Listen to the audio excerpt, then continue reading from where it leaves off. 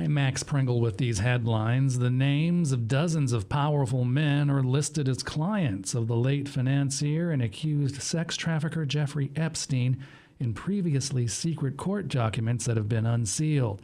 Epstein killed himself in 2019 while in jail awaiting trial. The list includes former Presidents Clinton and Trump and Britain's Prince Andrew, among others. Nick Harper reports.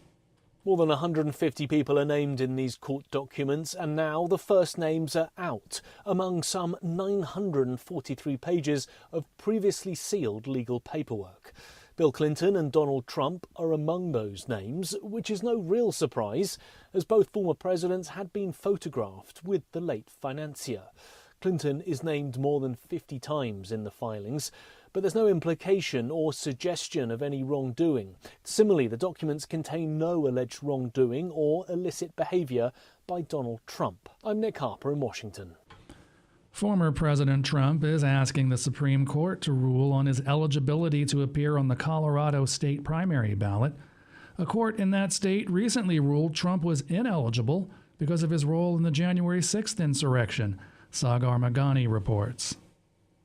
Donald Trump is asking the Supreme Court to do something it's never done.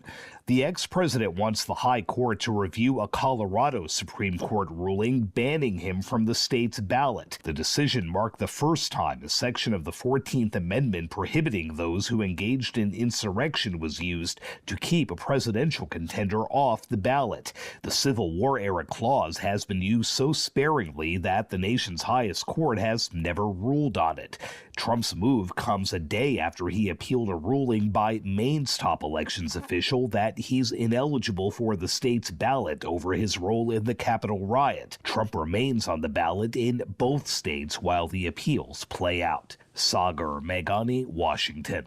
Secretary of State Antony Blinken is heading back to the Middle East today. It's part of an intense diplomatic effort to facilitate the delivery of humanitarian aid into the war-ravaged Gaza Strip and increasing international pressure on Israel to reduce civilian casualties among Palestinians. Blinken's visit would come as Israel's war with Hamas militants approaches its 3-month mark. Blinken's trip will include a stop in Israel for a meeting with high-ranking officials. Amos Hochstein, a senior advisor to U.S. President Joe Biden, will also travel to Israel to work toward calming tensions between Israel and Hezbollah. Turkish Foreign Minister Hakan Fidan told reporters that Blinken will hold meetings with Turkish officials on Saturday. Senior U.S. officials' upcoming meetings in the Middle East come at a time when the risk of a broader regional conflict is escalating, despite the collective efforts of Western and regional powers to confine the Israel-Hamas war to the Gaza Strip.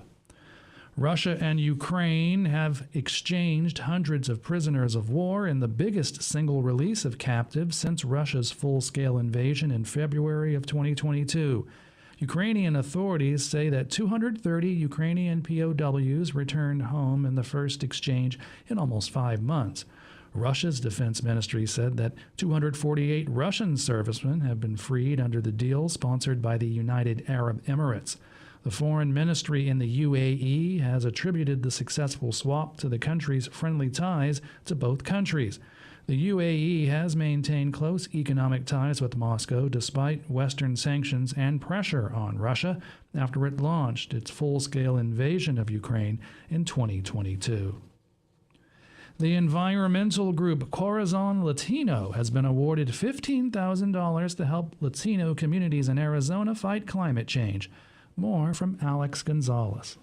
Karina Martinez is with Corazon Latino. She says Green Latinos Justicia y Equidad Fund is intended to support organizations who are leaders in their communities and advancing environmental justice initiatives in a reciprocal and collaborative manner. It's not us bringing an agenda to people.